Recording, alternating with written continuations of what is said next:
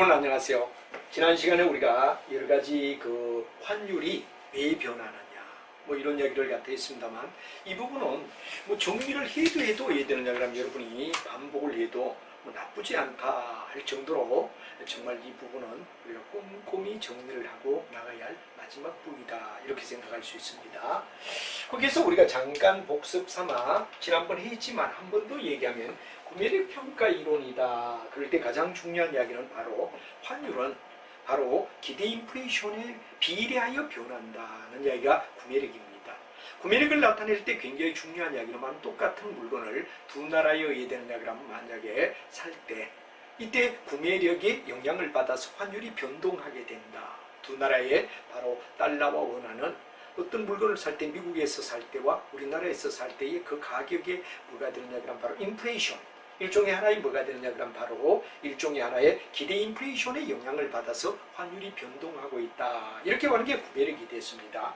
그래서 구매력에 대한 이야기는 바로 여러분들 잘 알지만 S0, 요 현재 환율을 얘기하죠. 영시점의 환율이다. 이렇게 우리가 말하죠. 그 다음에 S1은 뭐가 되느냐, 1기간이 지난 뒤에 환율을 얘기한다 하는 얘기가 되죠. 그래서 바로 S0분의 S1을 놓았을 때는 뭐가 되느냐 그러면 바로 1 플러스, 여기도 1 플러스, 이런 바로 여러분 잘 알지만 100%를 얘기하는 겁니다. 100%. 그 다음에 인플레이션이 되는 이야기를 갖다 얘기하는데, 인플레이션의 내용을 갖다 나타내는데 여기에 중요한 이야기는 바로 비교 국가, 그리고 우리나라 K, 한국의 인플레이션, 이걸 갖다 대비하는 게 뭐가 되느냐 그러면 바로 궁극은 바로 환율이 S0에서 S1으로 올라가는 거다.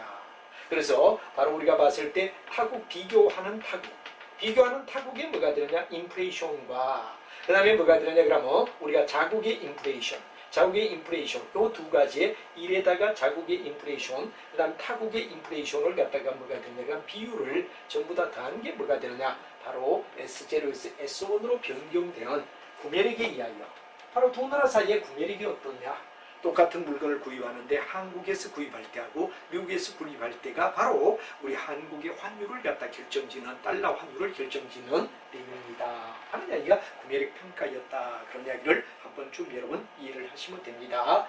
그 다음에 이제 중요한 이야기가 피셔다 이랬는데, 피셔라는 학자가 주장한 이야기는 뭐가 되느냐 그런 얘기가 되는데, 바로 명목 이자율은 실제 이자율과 인플레이션 이 관계다라는 얘기를 하죠. 그래서 굉장히 중요한 이야기는 바로 1 플러스 1은 항상 우리가 봤을 때 100%를 얘기하죠. N, 명목 확률이 뭐가 되느냐 그럼 바로 K, 이건 바로 뭐가 되느냐, 명목 이자율이 되죠. 한국에서 명목 이자율은 바로 우리가 중요한 이야기, K는 바로 코리아를 얘기하고 이때 N은 명목 이자율을 얘기합니다. 이건 뭐가 되느냐 그럼 실제 이자율 1 플러스 R, R이 뭐냐, 실제 이자율을 얘기한다. 이렇게 우리가 얘기해야 되죠. 실제 이자율에다가 또 뭐가 되느냐, 1 플러스 I, I는 뭐가 되느냐, 바로 우리나라의 뭐가 되느냐, 인플레이션을 얘기하는 거죠. 그래서 인플레이션을 갖다 반영한 거다.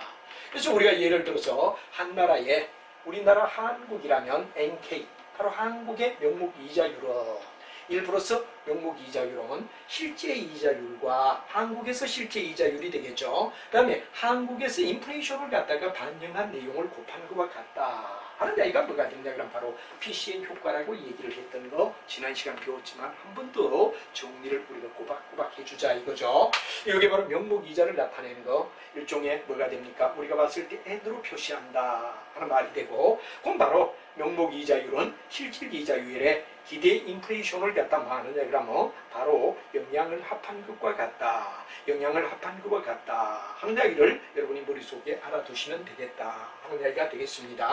그러면 국제 피셔는 바로 이 두 가지를 갖다가 결합한 형태, 아까 얘기했던 구매력의 이야기와 그 다음 뭐가 되느냐, 명목 이자율을 얘기했던 피셔의 효과를 같이 결합한 형태를 갖다 우리는 뭐라 그러냐, 그럼 바로 국제 피셔 효과라고 얘기한다 그랬죠. 그래서 전에도 말했지만 PPP가 뭐가 되느냐 그럼 구매력에 대한 이야기라고 얘기를 했습니다. 그죠? PPP 하는 이야기에다가 뭐를 갖다 우리가 얘기하느냐, 피셔의 효과, 이 두 가지를 갖다 결합한 것이 뭐가 되느냐, 바로 여러분들 잘 아는 국제 피셔 효과라고 불러준다 하는 이야기가 중요한 이야기가 되죠. 이 두 가지를 갖다가 결합했다. 그러니까 요거는 인플레이션, 여기는 명목은 실제와 뭐가 되냐 인플레이션 요거 했고, 국제 피쇼는 이 두 가지를 갖다 결합한 형태를 갖다 국제 피쇼라고 하는데, 바로 여러분 잘 알지만 S0에서 S1, 이건 바로 우리가 아까 얘기했던 요 얘기를 얘기하는 거죠. 여기다가 바로 뭐가 되느냐 그러면 우리가 봤을 때 뭐가 되느냐 그러면 1 플러스 NB, NB라고 하는 이야기는 바로 비교국의 뭐가 되느냐, 바로 명목 이자율을 얘기하는 거죠. 그 다음에 1 플러스 뭐가 되느냐 NK, 이건 바로 우리나라의 뭐가 되느냐 그러면 명목 이자율을 얘기한다, 이렇게 되죠. 그러면 이제 각각 분모 분자에다가 요 내용은 뭐를 갖다 얘기하느냐 그러는데, 요 비교는 궁극은 뭐를 갖다 얘기하죠? 바로 피쇼 효과를 갖다 얘기하는 얘기가 되겠죠. 자, 그러면 이제 우리가 가만히 본다 그러면 어떻게 되느냐, 여기다가 여기도 1을 빼고 여기도 1을 빼자 하는 얘기가 되죠. 여기다 1을 빼고 우리가 봤을 때 여기다 1을 빼고 여기도 1을 갖다 빼자 이겁니다. 그럼 여러분들 통분을 해라 이런 얘기가 되죠. 자, 우리가 여기에서 끌어가지고 얘기하면 바로 S0분의 S1에다가 그 다음 빼기 뭐가 되느냐 S0분의 S0다, 이렇게 우리가 놓을 수가 있다는 얘기가 되죠. 바로 중간에 있는 뭐가 되느냐 마이너스는 1이니까 S0분의 뭐가 되느냐 S0, 이게 바로 1을 얘기한다는 얘기가 되겠죠. 넌. 자, 그 다음에 1 플러스 뭐가 되느냐 그러면 NB에다가 1 플러스 뭐가 되느냐 NK를 놓아라. 그럼 여기도 만약에 1을 갖다 우리가 뺀다 그러면 뭐가 되죠? 1 플러스 NB분의 뭐가 되느냐 1 플러스 NB를 놓아라, 요래 되겠죠. 네, 그래야 1이 되니까. 그럼 이걸 여러분이 계산하면 어떻게 되죠? 이걸 갖다 우리가 계산하면 바로 약간 여백이 좁으니까 2위로 올리죠. 바로 S0분의 뭐가 되느냐 S1에서 S0를 뺀 것은 여기는 뭐가 되느냐 분모는 통분이 돼가지고 1 플러스 뭐가 되느냐 NB분의, 요거는 똑같죠. 똑같은데 1 플러스 1은 어디 되느냐 빠지게 되면 빼면 빠져버리고 NK-NB가 됩니다. NK-NB가 된다 하는 이야기로 NK분의 NB 하는 이야기가 되는 게, 요게 뭐가 되느냐 바로 우리가 잘 알고 있는 뭐가 되죠? 바로 국제 피쇼 효과라고 이야기를 하더라 하는 이야기까지 뭐 시간이 걸렸지만 한번 그래도 확인을 해주는 게 좋겠다 하는 이야기로 여러분하고 일단 이야기를 갖다 해서 요까지 이야기. 바로 이제 구매력은 인플레이션, 그 다음에 피쇼 효과는 명목 이자율은 실제 이자율과 인플레이션이라는 이야기를 갖다 두 가지가 얘들냐 결합된 내용이라고 얘기를 했고, 그 다음에 국제 피쇼 효과는 바로 바로 뭐가 되죠? 구매력에다가 그 다음 여기 뭐가 되느냐 그러면 우리가 봤을 때 명목 이자를 얘기하니까 피쇼 효과죠. 이 두 가지에다가 각각 양변에다 1을 빼자 해서 나타나는 게 뭐가 되느냐 이런 효과를 나타낸다 하는 수식을 머릿속에 여러분들 꼭 기억을 해달라는 얘기로 설명을 드리고 싶습니다. 자, 이렇게 해서 우리가 뭐가 되느냐 그러면 가장 중요한 뭐가 되느냐 그러면 바로 국제 피쇼 효과까지, 공매력 PPP 피쇼 효과는 명목 이자율은 실제 이자율과 인플레이션을 갖다가 결합한 내용이다 하는 이야기까지 했고, 그 다음에 이 두 가지를 결합한 게 국제 피쇼로서 S0분의 S1 바로 구매력을 얘기하는 거죠. 그 다음에 1 플러스 NB분의 1 플러스 NK가 뭐가 되느냐 그럼 바로 피쇼 효과를 얘기하는 거죠. 그럼 이걸 갖다 우리가 각각 1을 빼고 1을 뺐으니까 뭐가 되느냐 이런 형태가 돼서 이렇게 되었다 하는 이야기를, 국제 피쇼 효과는 구매력과 피쇼 효과를 결합한 형태를 얘기한다 하는 이야기로 복습을 한번 좀 우리가 해봤다 하는 이야기가 되겠죠. 이 부분이 굉장히 우리가 잘 다루지 않다 보니까 갑자기 이런 문제가 나왔을 때 여러분이 당혹스러우니까 한번 정리를 우리가 같이 한번 복습했습니다. 이걸 지우고, 자, 여러분하고 우리가 생각하는 건 뭐냐, 이자율의 평가 이론이다 하는 문제를 하나하나 이거 그냥 읽으면 무슨 말인가를 전혀 모르는, 여러분이 어쩌다 보면은 뭐 한번 이렇게 점관리를 배우고 쭉 지나가는데 나중 지나고 나면 하나도 생각이 안 나요. 제가 강의를 하면서도 굉장히 이 부분이 굉장히 어디에 드느냐, 강의를 할 때마다 새롭게 느껴지는 이유가 뭐죠? 평상시에 별로 취급 안 하기 때문에 그런 겁니다. 그래서 우리가 여기에 차근차근 내용을 갖다 하나하나 한 줄 한 줄 읽어보자 이거죠. 그래서 여러분이 이자율의 평가라는 이야기는 뭐를 갖다 이자율의 평가 이론이냐 하는 이야기를 우리가 판서를 하며 책에 있는 내용을 한 줄 한 줄 읽으면 무슨 말인가를 의미하며 나가면 확실하게 이해가 되는데, 쫙 그냥 읽고 나가면 혼자 읽고 끝나는 겁니다. 그럼 무슨 말인지 평생 생각이 안 날 수 있다 하는 이야기를 드리고, 이 뒷부분은 좀 시간이 완만하게 걸리더라도 한 줄 한 줄 공부하는 습관을 가지며 마무리를 짓는 걸로 깨끗하게 끝까지 최선을 다한다는 마음을 가져달라는 얘기를 드리고 싶습니다. 자, 여러분들 가장 중요한 게 이자율의 평가 이론이다 하는데, 이자율은 여러분 알 겁니다. 금리를 얘기하는 거죠. 금리가 어떻게 되느냐, 그래서 우리가 잘 알지만 영어로 말하면 인터레스트다 하는 말이 이자가 되고 레이트라는 말이 나오고 그 다음에 뭐가 되냐 파리티라는 말을 갖다 쓰죠. 이자율의 평가 이론이다 하는 말이 되는 겁니다. 그래서 1번을 가장 먼저 보죠. 두 나라의 간의 명목 이자율의 차이는 선물 환율의 할증이나 할인과 동일하다. 한마디로 말하면 두 나라가 있다. 2개국. 두 개국의 뭐냐 그러면 명목 이자율은 명목 이자율이라는 얘기 아까 NKMB 얘기했죠. 명목 이자율의 차이는 이 차이는 뭐를 갖다 얘기하느냐. 두 나라 사이에 명목 이자의 차이율이라는 거는 왜 생기느냐. 아까 우리가 얘기하듯이 뭐가 됩니까? 바로 선물. 미래에 환율이 올라갈 것이다 내려갈 것이라는 바로 조건과 같다 이거죠. 그래서 여기는 바로 선물 환율이라는 말은 미래 날짜. 현재가 아니라 미래 날짜 1대 1250으로 내가 사주겠다, 팔아주겠다 하는 할증과 또는 떨어질 거라 그럴 때는 할인이 되겠죠. 이 두 가지와 얘들은 일치한다. 한마디로 말하면 두 개국의 명목 이자율의 차이라는 것은 선물 환물로 얘기할 때, 환율로 얘기할 때 할증과 할인과에 의되느냐 그러면 바로 결부된다. 명목 이자율의 차이가 왜 나느냐? 선물에 마치 올라갈 거다, 내려갈 거라 그러는 이유 때문이다 하는 얘기가 바로 이자율의 평가 이론의 첫 번째죠. 환율이 오르고 내린 것은 바로 미래에 환율이 올라갈 거다, 내려갈 거다를 반영한 게 명목 이자율의 차이와 같은 거다 하는 얘기가 1번이 되겠습니다. 두 번째, 우리가 봤을 때 중요한 것은 환물 계약은 바로 우리가 봤을 때 체결하면 현 시점의 미래 환율을 고정시켜 놓을 수가 있다. 그렇죠? 선물에 대한 뭐가 되느냐 그럼 만약에 선물한 계약은 미래를 갖다 우리가 묶어둔 것과 다를 바 없다 이거죠. 그래서 이건 바로 뭐가 되느냐 현재 시점에서 미래를 묶어둔다. 현재 시점에서 미래에 뭐가 되느냐 미래에 뭐가 되느냐 그럼 환율을 고정시킨다. 픽스트 시킨다는 얘기가 되죠. 현재 시점에 미래 환율을 갖다가 어느 정도 묶어둔다. 왜? 선물환을 갖다가 지금 현재 체결한다는 것은 미래에 의해 되는 환율을 어느 정도 고정시킨다는 개념, 픽스트 시킨다는 개념이다 하는 이야기가 뭐가 되느냐 그럼 바로 선물환 계약을 맺는 이야기다 이거죠. 올라갈 거니까 내려갈 거니까 이렇게 하고 현재 시점에서 미래 환율을 갖다가 어느 정도 고정시키는 개념이 선물환 계약이다 하는 얘기가 되겠죠. 그럼 세 번째 이야기로 우리가 온다 그러면 세 번째는 뭐가 되느냐 선물 환율이 할증 또는 할인의 두 나라의 간의 명목이자의 차이를 반영하지 못하면 차익거래가 발생한다. 그래서 선물환에 뭐가 되느냐 그러면 우리가 봤을 때 환율이 궁극은 뭐가 되느냐 그러면 바로 할증이나 할인을 반영하지 못하면 반영이 안 된다면 선물환율에 바로 할증이나 할인이 반영이 못 된다면 if를 넣어야 되겠죠.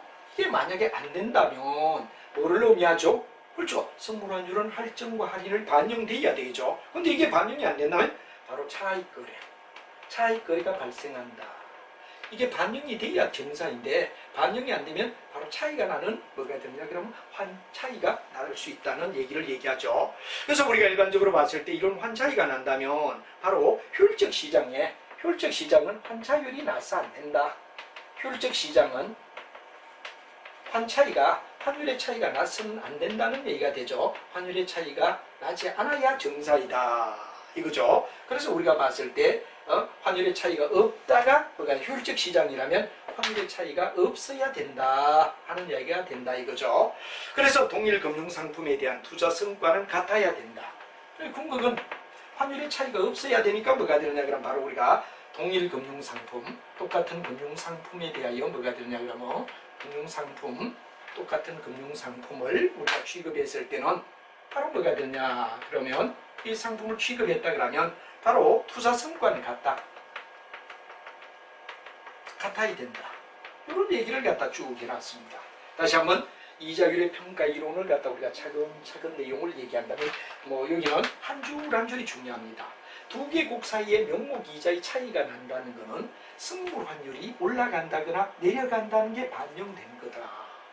그렇죠? 명목이자는 아까도 국제 PC에도 얘기를 했고 PC 효과와 구매력 평가를 나타낸 바로 국제 PC에서도 그런 얘기를 했지만 명목이자율의 차이는 바로 두 개국의 환율이 올라가거나 내려가는 것이 반영되었기 때문에 명목이자율의 차이가 난다.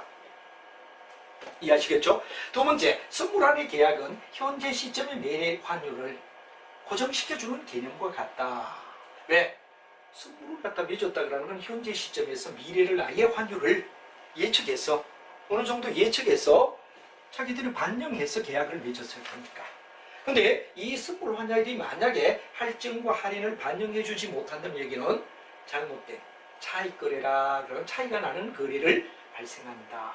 원래 효율적 시장이라면 환율의 차이는 없어야 되고 동일한 금융상품을 투자했을 때 성과는 같아야 되기 때문에 바로 차익 거래가 발생하지 않아야 정사이다. 이자율의 평가란 말이에요. 그래서 우리가 중요한 이야기는 뭐가 되느냐 그러면 이자율은 궁극은 뭐가 되느냐 미래에 예측한 미래의 환율을 갖다가 어떻게 되느냐 그러면 현재 입장에서 예측한 게 선물환의 계약이고 이 선물환은 할증과 할인이 반영된 형태다. 만약에 차익거래가 발생된다면 이건 바로 우리가 차익거래가 발생되는 정말 효율적 시장이라면 환율의 차이가 없는 게 정상이고 차익거래가 없는 게 정상인데 생긴다면 문제가 있다. 그래서 우리는 항상 이 이자율의 평가 이론의 결론은 뭐가 되느냐 그러면 바로 이제 우리가 일종의 뭐가 되느냐 그러면 차익거래가 동일 금융상품에 대한 투자 성과는 항상 같은 시장에서 결과가 같다 하는 이야기. 이걸 여러분이 얘기하는 게 이자율의 평가 이론이다. 이자율이 오를 거다 내릴 거다를 갖다 항상 반영하기 때문에 바로 선물 환율이 명목 이자율의 차이를 고려하는 거다. 그래서 선물 계약을 했다는 건 뭐냐 그러면 현재 미래의 환율을 갖다 아예 고정시키는 개념이다. 그래서 선물 환율을 적용했을 때는 원래는 할증이나 할인이 반영되어야 되지 안 된다면 이쁩니다. 안 된다면 이건 뭐냐 차익거래를 발생한다. 근데 효율적 시장에서는 이런 차이가 나서는 안 되는 차익거래가 나서는 안 되는 동일한 상품에 대한 결과는 투자의 성과는 같게 돼야 된다는 게 이자율에 대한 평가 이론이다 하는 이야기를 여러분이 머릿속에 정확하게 이해를 해두자 하는 이야기가 중요한 이야기가 될 것 같습니다. 그 다음에 이제 우리가 중요한 이야기는 바로 선물환의 불편 추정이라는 말이 나오죠. 이 말은 뭐가 되느냐 그러면 바로 이런 얘기를 갖다 얘기합니다. 선물의 환율은 미래 환율의 기대값과 관계가 있다는 거 얘기다. 이 선물 환율이 미래 환율을 반영한 거다 이거죠. 앞으로 어떻게 될 거다 그런 걸 반영했다는 얘기다 이거지. 바로 1번에 선물 환율은 미래 환율의 기대값과 관계가 있다 이런 얘기가 되죠. 그 다음에 우리가 일반적으로 선물환 계약은 매입이나 매도의 의사결정은 미래 환율에 대하여 달려있다. 미래 환율이 어디에 되느냐에 달려있다 하는 얘기가 되죠. 그래서 우리가 궁극은 선물 환율의 불편 추정성은 바로 선물 환율은 미래 현물 가격과 같은 기대값 선물 환율은 미래 현물의 기대값 핵심이 이겁니다. 바로 여러분 가장 중요한 이야기가 바로 이게 반영되었기 때문이라는 얘기인데 결론의 이야기는 뭐가 되죠? 여기 바로 이야기의 핵심은 바로 이런 얘기가 되죠. 선물 환율은 바로 미래 환율 선물 환율은 미래 환율의 바로 뭐가 되느냐 그러면 기대값의 미래 환율의 기대값 같다. 선물 환율은 미래의 환율의 기대값과 같다 하는 말, 미래 현물에 대한 기대값과 같다. 이게 뭐냐 그러면 편견이 없는 선물 환율이라는 것은 현재에 의해되느냐 그러면 바로 환율이 바로 기대값이다. 어떻게 변할 것인가에 대한 기대값이다. 이런 얘기가 되죠. 그래서 여기서 우리가 중요한 이야기는 바로 여러분이 가장 나와 있는 P0T라는 말이 됩니다. P0T는 뭐를 갖다 얘기하죠? 바로 여러분 중요한 0시점이란 말이 굉장히 중요하죠. 0시점에 뭐가 되느냐 그러면 바로 P는 미래 가치를 얘기하죠. 퓨처다 이런 얘기가 됩니다. 선물 환율을 얘기하는 거죠. 선물 환율인데 이때 이 선물 환율을 갖다 뭐로 정하느냐 그러면 T 시점 미래의 선물 환율을 얘기할 때 T 시점 이걸 갖다 얘기한다. 이건 바로 우리가 봤을 때 주식의 T 시점에 뭐가 되느냐? 기대. 일종의 뭐가 되느냐? 그러면 바로 T 시점의 현물, T 시점의 현물, T 시점의 현물에 뭐가 되느냐? 그럼 바로 여러분들 T 시점의 현물의 기대값. 이거와 항상 일치한다. 다시 한번 천천히 우리가 얘기하죠. 0시점에 미래의 선물 환율은 미래의 선물 환율의 T 시점의 선물 환율은 바로 T 시점의 현물 환율의 기대값의 연속이다. 이게 바로 뭐가 되느냐? 그럼 바로 우리가 선물 환율과 절대의 되느냐? 그럼 벗어나는 게 아니라 T 시점, 0시점에 결정한 T의 선물환은 바로 T 시점의 현물 환율의 현대 기대하는 기대치. 어떻게 될 거다 하는 이야기, 현물환이 앞으로 어떻게 될 것이라는 이야기의 추정의 결과에 의하여 결정된다는 얘기를 얘기한 게 바로 선물 환율의 불편 추정성을 얘기하는 편견이 없는 완벽한.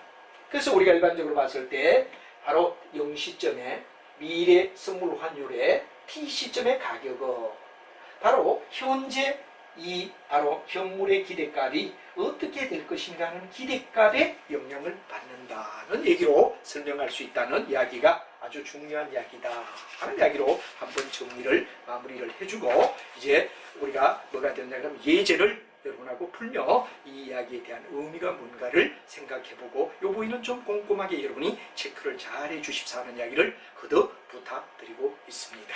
예제 문제를 갖다 우리가 풀기 전에 아까 선물 환율의 편견이 없는 추정, 현재를 기준으로 추정한다 그랬죠.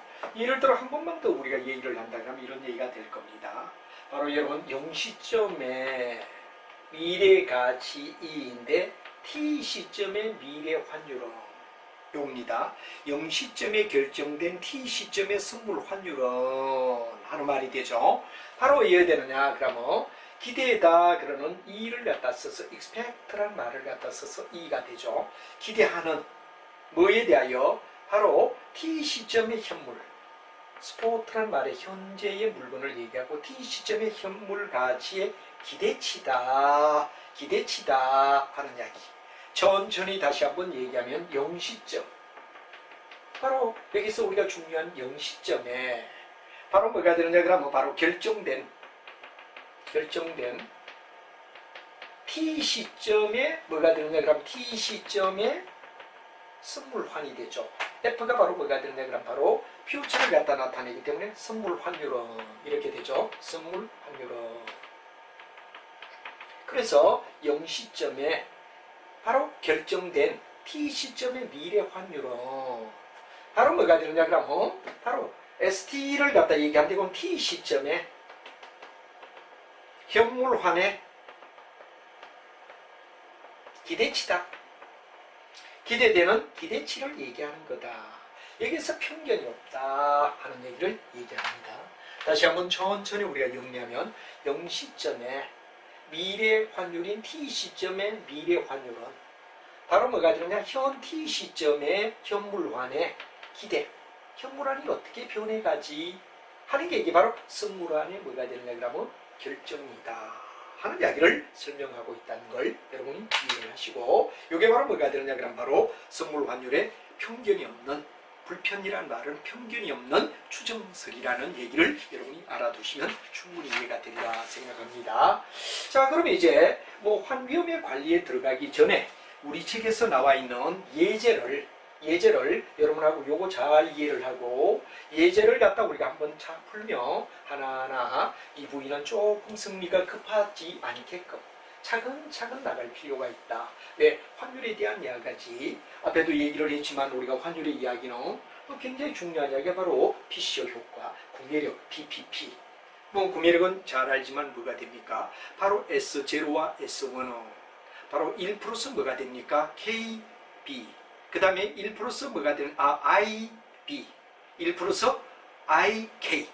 이게 뭐가 되느냐 그럼 두 나라 비교국에 뭐가 되느냐 인플레이가 의되느냐가 결정한다 했고, 피셔는 S0분의 S1은 이래 되죠. 바로 우리가 봤을 때 아까 요게 국제 피셔를 얘기하고, 그냥 피셔 효과는 바로 명목 이자율은 우리가 일반적으로 말할 때 명목이자율이라는 말을 썼죠. 명목이자율은 실제 이자율과 인플레이션을 갖다 반영한, 인플레이션을 반영한 바로 내용이다. 실제와 인플레이션을 반영한 뭐가 되느냐 그럼 내용이 명목이자율이다. 그리고 그걸 결합한 게 국제핏이었다. 그런 얘기가 되고, 이자평가 이율도 굉장히 제가 또박또박 얘기했죠.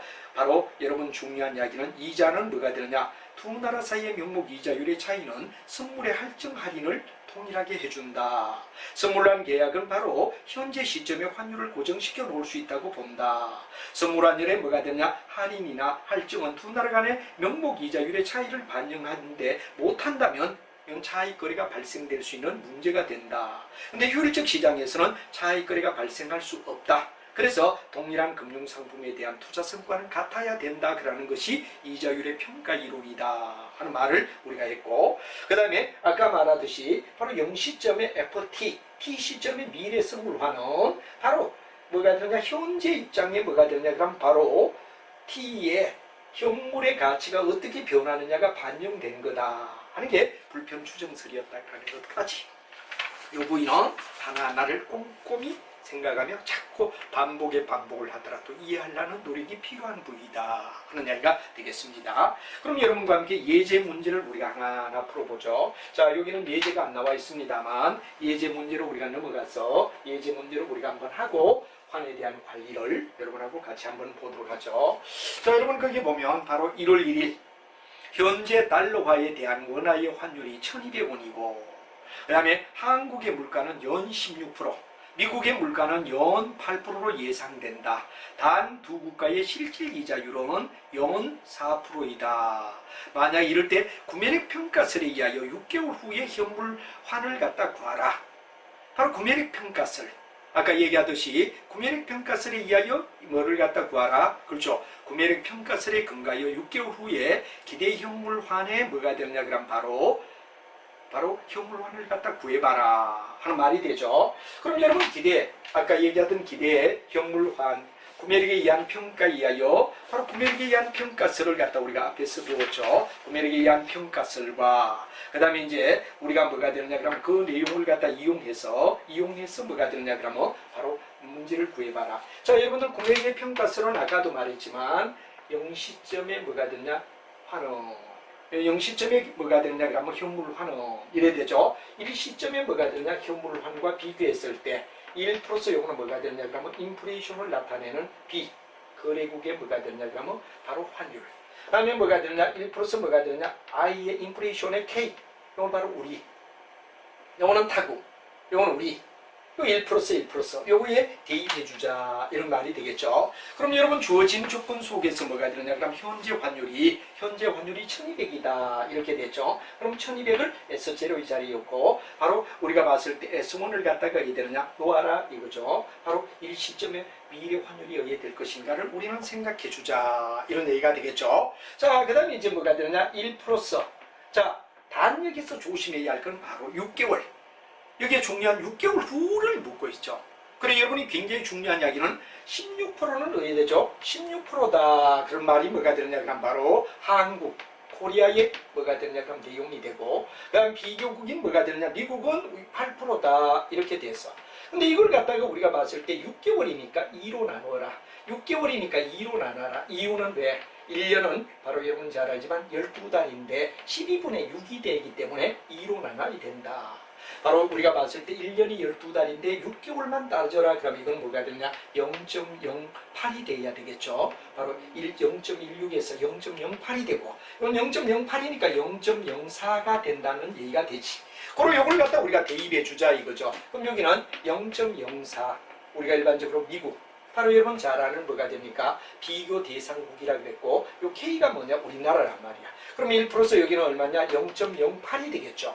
그럼 여러분들 잘 알지만 우리가 S1이 얼마인가를 갖다 구하라. 그럼 여러분들 요렇게 갖고, 그죠? 요거는 곱하면 같고, 그다음에 요거는 뭐가 되느냐? 그럼 곱하면 같다 하는 식에서 넣으면, 풀이 과정까지는 제가 설명을 해도 바로 S1의 가격은 계산기를 두드리면 1246원이다. 1246원이다. 이 구매력에 의하여. 구매력에 의한 1번 6개월 후 6개월 후에 구매력에 대한 뭐가 되냐 그럼 바로 일종의 이자율의 변경을 갖다 나타내는 구매력 평가설이라는 이야기에 의하여 넣으라 할 때 조심해야 되는 거.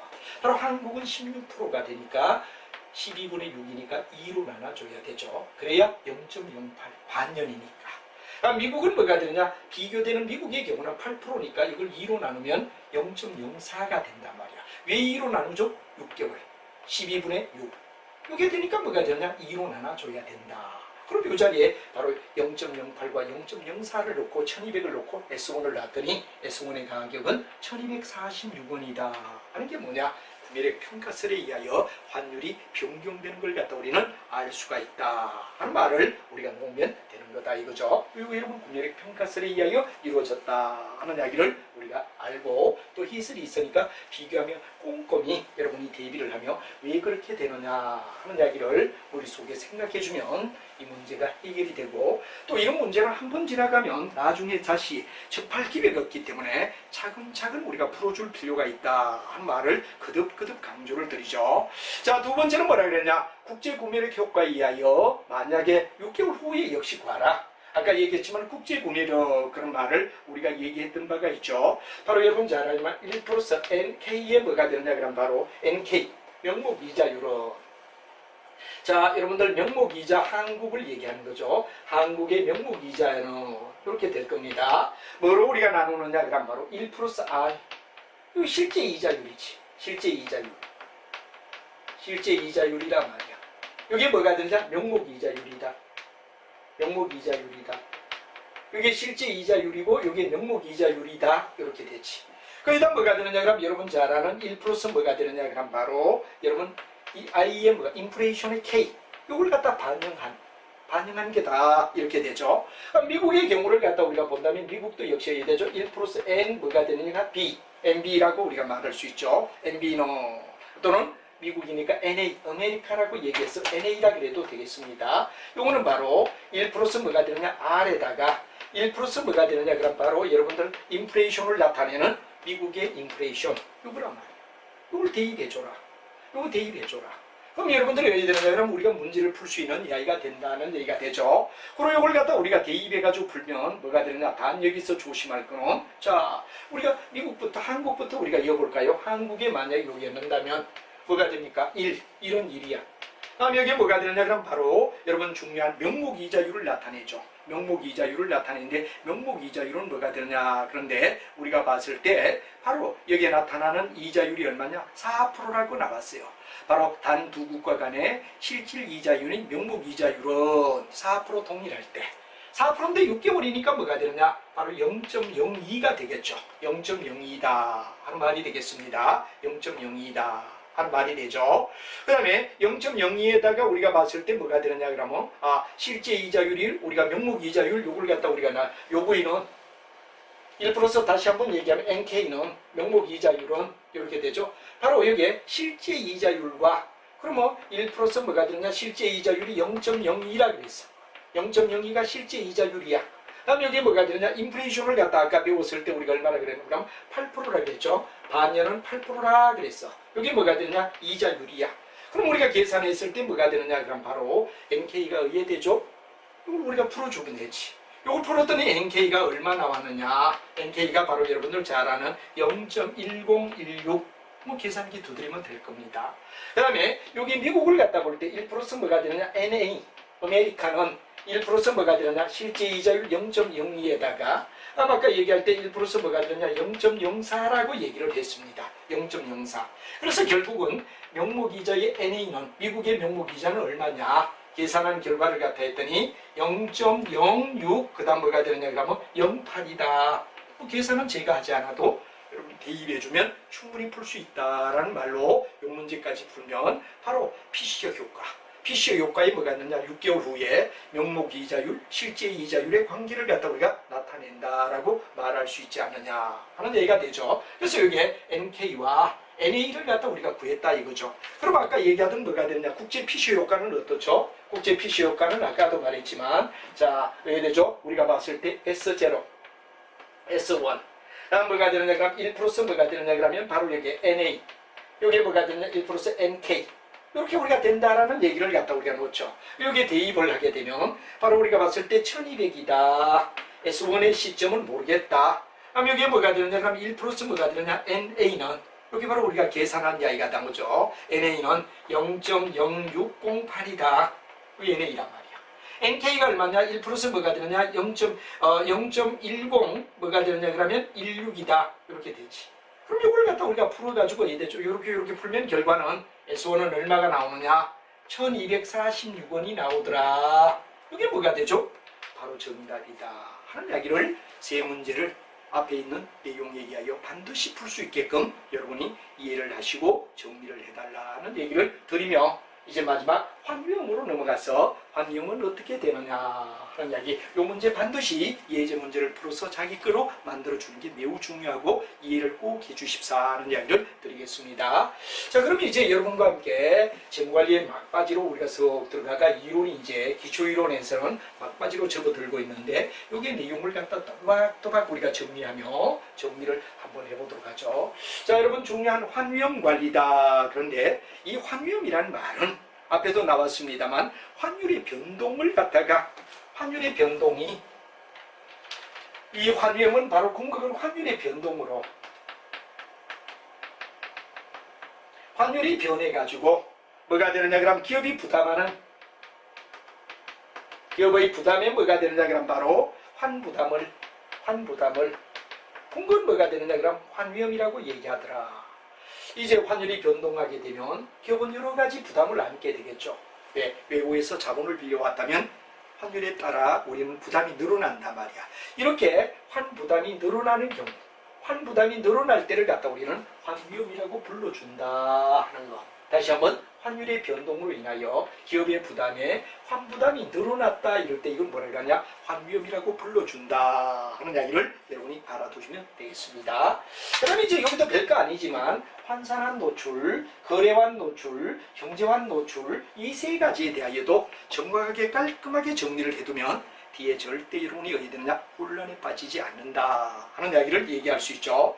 자, 환산환이라는 말이 나옵니다. 환산을 한다. 환산을 한다는 말은 뭐를 환산이라 그러죠?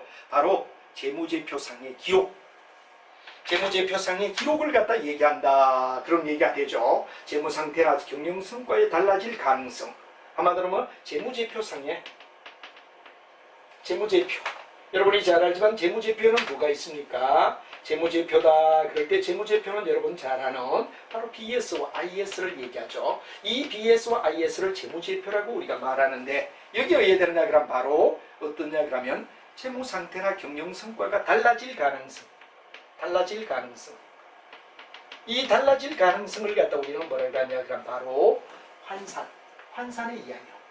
재무제표에서 BS와 IS가 달라질 가능성을 갖다 가지게끔 왜? 환율이 달라지니까. 이걸 갖다 환산하는 데서 일어나는 바로 위험이다. 그래서 회계적 환노출이라고도 얘기한다. 이걸 회계에서 일어나는 이야기라 그러니까 회계적 환노출이라고 불러준다. 회계적 환노출이라고 불러주기도 한다. 회계에서 바로 되죠? 재무제표상의 BS와 IS가 달라질 가능성의 위험. 이거는 바로 요거가 얘기하고 거래화는 뭐가 되죠? 거래계약. 거래계약을 체결했단 말이야. 거래계약을 체결했는데 이 계약의 체결로 인하여 뭐가 되느냐 그럼 바로 우리가 듣는 거래대금. 거래대금이 어디에 되느냐 그럼 바로 우리가 거래대금의 부담. 거래대금이 부담을 갖다 느끼게끔 만들어준다 이거죠. 이걸 갖다 우리는 거래환 노출이라고 말한다. 바로 환율이 높아져서 원래 계약했을 때부터 환율이 더 높아지면 우리는 바로 거래대금 결제에 부담을 느낀다 이거죠. 거래대금의 부담이 뭐가 되느냐? 바로 우리가 봤을 때 거래계약에 대한 부담이다. 그래가 거래환 노출이라고 불러준다 하는 말을 여러분이 알면 되겠죠. 다음에 세 번째 나오는 뭐가 되느냐? 경제환 노출이라고 얘기를 합니다.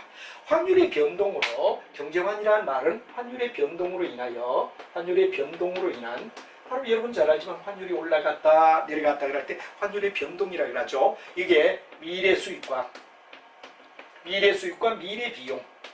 이 미래 수익과 미래 비용에 뭐가 되냐 그럼 바로 변동.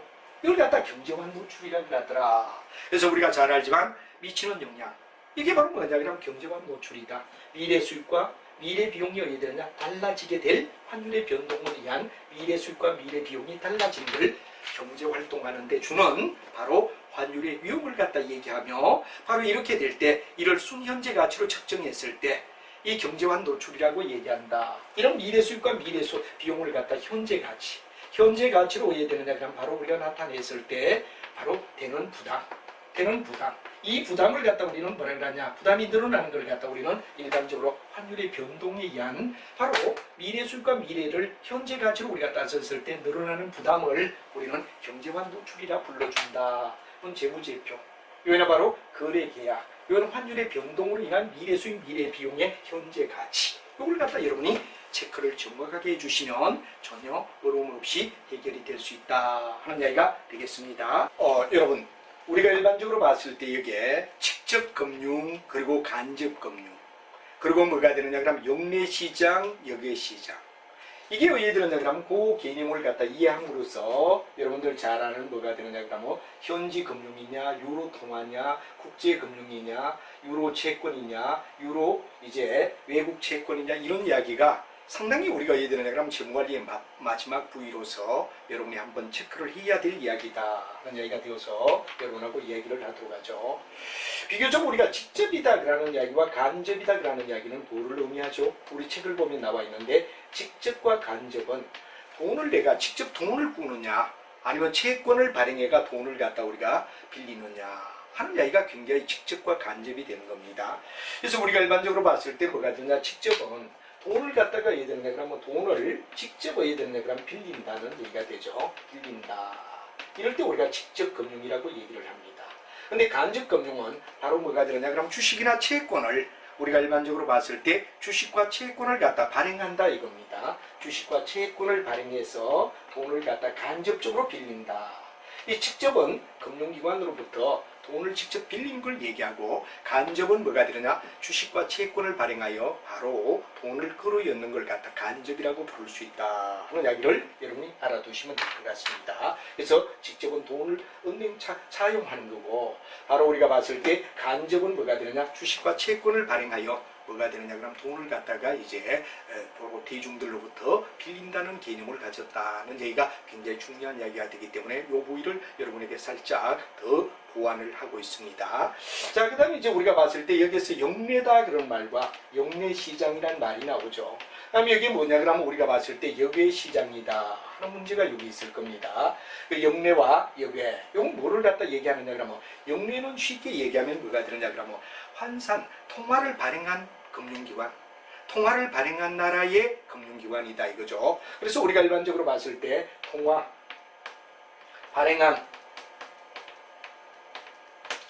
발행한 나라에 뭐가 되느냐 그럼 바로 예를 들어서 발행한 나라에 거주하는 바로 뱅크를 얘기하는 겁니다. 한마디로 말하면 통화를 발행한 나라의 뱅크 같으면 달러가 같다 그럼 미국이겠죠. 만약 미국 이외가 될 때는 뭐가 되죠? 역외가 된다 이거죠. 예를 들어 달러를 갖다가 빌리기는 빌리되 뭐로 빌리느냐? 달러로 빌리는데 유럽 시장에서 빌린다. 그럼 이건 뭐냐? 역외라고 얘기하죠. 그러나 만약에 예를 들어 달러를 갖다가 미국에서 빌린다 그러면 역내라고 말할 수 있죠. 그래서 그 통화가 발행된 국가 내냐?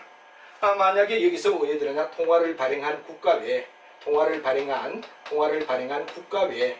예를 들어서 아까도 말했지만 우리가 미국의 달러를 원래는 미국에서 발행해야 되는데 유로 시장, 한마디로 미국 시장이 아닌 유럽 시장에서 발행했다. 그럴 때를 우리는 바로 역외 시장이라고 불러준다 하는 걸 여러분이 머릿속에 알아두셔야 됩니다. 그래서 굉장히 이 부분이 그냥 우리가 촬영 없이 넘어갈까 생각했는데 너무 여러분에게 부담을 줄 것 같아서 우리가 뒤쪽에 붙이고 있기 때문에 제가 의상이 아마 앞부분에 내용하고 예를 들어 앞부분에 바로 강의에 34강에 붙였기 때문에 오히려 좀 어색할지는 모르지만 느닷없이 왜 저러냐 이럴지 모르지만 이게 빠져있기 때문에 여러분에게 이 부위는 좀 설명을 더 보완해 줘야 되겠다 해서 지금 추가하고 있으니까 앞쪽하고 싹 달라진 포맷은 이게 이만큼 중요하기 때문에 이걸 더 설명해 주려고 하구나 라는 거 알아두세요.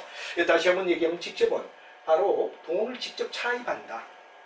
그러니까 돈을 금융기관에 직접 빌리는 게 뭐가 되냐? 직접 금융입니다. 반면에 지가 어디 되느냐 주식과 채권을 갖다가 발행해서 만약 간접적으로 어디 되느냐 돈을 끌어들인다. 간접이 되겠습니다. 예를 들어 달러를 미국에서 통화된 발행날에서 돈을 은행에서 빌린다든가 채권을 발행한다. 그럴 때는 영내 시장이라고 우리가 볼 수 있죠. 반면에 달러를 원래 미국이 아닌 예를 들어 어디에서 유럽에서 만약 유럽 시장에서 예를 들어 돈을 빌린다든가 또는 아니면 주식이나 채권을 발행할 때를 우리는 역외 시장이라 불러준다 하는 걸 명백히 알아두는 게 아주 중요합니다. 여기 대충 넘어가면 여러분들이 굉장히 힘들어하기 때문에 얘기를 하죠. 여기는 뭐냐 그럼 현지 금융기관이다 이렇게 되죠. 미국의 달러를 미국에 가서 현지 금융기관에서 얘들이나 빌린다. 여기 현지는 바로 미국의 달러를 미국이 통화 발행한 나라에서 직접 은행에서 돈을 빌려온다. 그럼 이건 현지 금융기관이라고 말하죠. 그럼 여기는 뭐가 되느냐 그럼 외국이란 말을 붙입니다. 외국 뭐가 되느냐 주식시장 또는 아니면 뭐가 되느냐 그러면 외국에 뭐가 되느냐 그럼 채권시장을 얘기하겠죠. 채권시장 주식과 채권을 발행한다 이건데 이때 외국이란 말을 붙인다는 건 바로 미국의 달러를 미국의 달러의 주식을 미국의 달러의 채권을 뭐가 되느냐 그럼 미국에서 발행한다. 예를 들어 삼성이 한국에서 발행하는 게 아니라 바로 돈을 갖다 꾸기 위하여 미국의 은행에 돈을 빌린다. 그럼 직접 금융이 되겠죠. 만약에 삼성이 미국의 달러를 미국에 있는 뭐가 되느냐 그럼 주식시장에서 우리가 발행한다. 채권을 미국에서 발행한다. 그럴 때는 외국이란 말을 넣으며 영내 시장으로 우리가 통한다. 영내는 달러를 발행한 미국에서 주식과 채권을 발행할 때 간접이지만 요다. 그 다음에 이제 예를 들어 달러를 빌리는데 뭐가 되느냐 그럼 바로 여러분 잘 아는 유로 커런시라는 말을 갖다 쓰죠. 유로달러라는 말이 나오죠. 유로달러라는 말은 바로 유로 시장에서 달러를 빌린다는 얘기가 되는 겁니다. 예를 들어서 만약에 삼성이 유로 시장, 유럽에 있는 시장에 가서 얘들냐 금융기관에게 돈을 빌려온다 그러면 유로달러라는 말을 갖다 쓰는데 이거는 미국의 달러는 원래 미국이어야 되는데 바로 유럽에 있는 바로 여러분들 뭐가 됩니까? 영국, 미국 뭐 이런 거, 영국, 독일 뭐 이런 유로 시장에서 얘들냐 빌린다 그럴 때 바로 우리는 봤을 때 역외 시장이 되고 직접이다 이거죠. 그럼 여기는 이제 중요한 게 유로라는 말이 붙습니다. 아까는 외국 그랬죠. 이건 바로 영내이기 때문에 외국인데 이건 유로라는 말을 갖다 붙이죠. 유로는 바로 역외 시장에서 주식을 발행한다. 유로 뭐냐 그럼 주식 시장 요로 되고 그럼 여기는 유로에 뭐가 되느냐 채권 시장 이렇게 되겠죠. 여러분이 중요한 이야기는 바로 요 내용을 갖다 이해를 하는 게 굉장히 중요하다 하는 이야기가 되어서 제가 바로 부수적으로 더 왜냐하면 괜히 단원을 달리해서 얘기하다 보면 또 혼란이 일어나기 때문에 우리가 여기 점관리가 끝나고 35강부터는 우리가 주요 뭐가 되죠? 단원별 체크를 하는 바로 내용이 들어가야 되기 때문에 34강의 뒤에다 후에다 붙이며 갑자기 느닷없이 스님이 나타나서 만문새나 또는 아니면 모양새가 앞부분하고 다른데 갑자기 왜 저러지? 이럴 때는 이 부위에 대하여 양해를 구해 주시기 바랍니다. 너무 중요하기 때문에. 그래서 여러분들 중요한 금융시장에 직접이다 그럴 때는 은행에 돈을 직접 빌리는 겁니다. 간접이다 그럴 때는 주식과 채권을 발행하는 겁니다.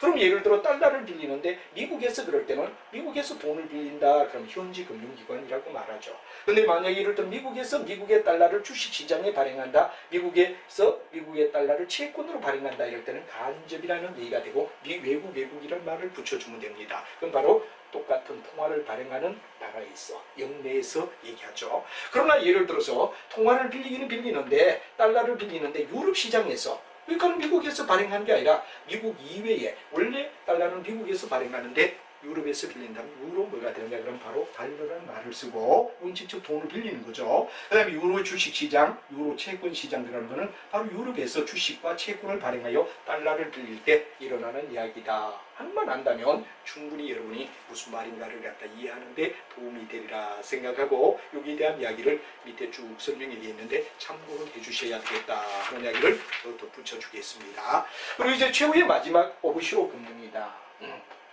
이거는 바로 쉽게 얘기하면 이겁니다. 요즘은 뭐 없을지 모르는데 한때는 우리가 예를 들면 역삼동이나 이런 데 가면 이란인만 전문적으로 한때 중동에 많은 회사들이 한국에 와 있었죠. 그러면 이란 사람은 비거주자입니다. 거주자가 아니죠. 비거주자가 예를 들어서 뭐냐 외화 예금을 한다 이거죠.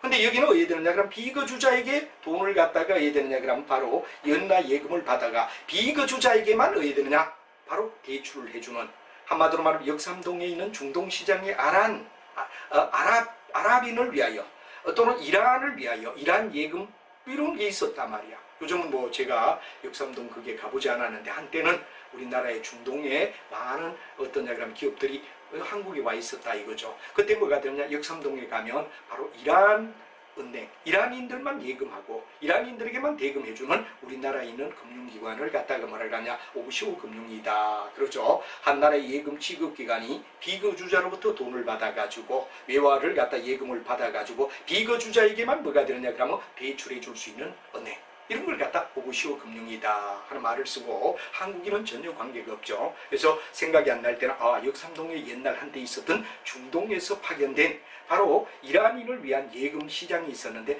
여기는 바로 한국인이 아닌 비거주자인 이란인이 어디에 드느냐 예금을 하고 이란인들에게 대출만 해주는 걸 갖다 우리는 뭐라 하죠? 바로 오프쇼어 금융이다. 이런 말을 여러분 이해하면 충분히 이해하리라 생각하고 요 부위에 대하여 지금 요쪽에서부터 제가 얘기 드린 요 파트너는 원래 정상에 의되느냐 그러면 바로 진도에는 시간이 의되느냐 짧아서 그냥 우리가 못 붙였는데 요 부위는 더 붙여서 굉장히 중요하기 때문에 오프쇼어 금융까지를 추가로 더해서 약간 길어졌지만 뭐 또 선생님의 모형새가 달라졌지만 이해를 하며 이 부분은 그냥 넘어가서 안 되겠다 그래서 추가 붙인다는 걸 양해하시고 오프쇼어 금융, 그리고 여기에 직접 간접, 영내 여외, 직접은 돈을 은행으로 직접 빌리는 겁니다. 달러를. 그 다음에 여기는 왜 되냐면 간접은 주식이나 채권을 발행하는 겁니다. 근데 달러이기 때문에 미국에서 달러를 발행한 나라일 때는 영내, 달러를 빌리되 미국이 아닌 곳에서 할 때는 여외.